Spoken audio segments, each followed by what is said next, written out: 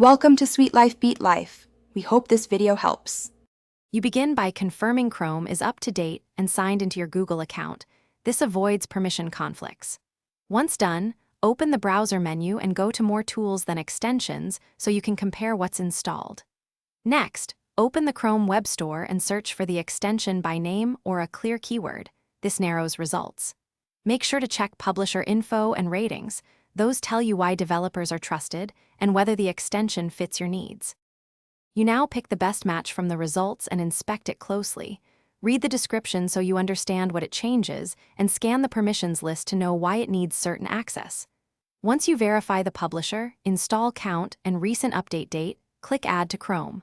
When the permissions pop-up appears, slow down and read each item. This is why you check permissions first. It prevents unwanted data access.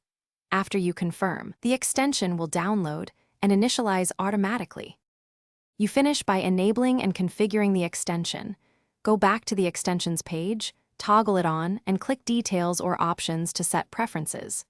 Once configured, pin the icon to your toolbar so you can use it quickly and test on the sites you intend. That confirms it acts as expected.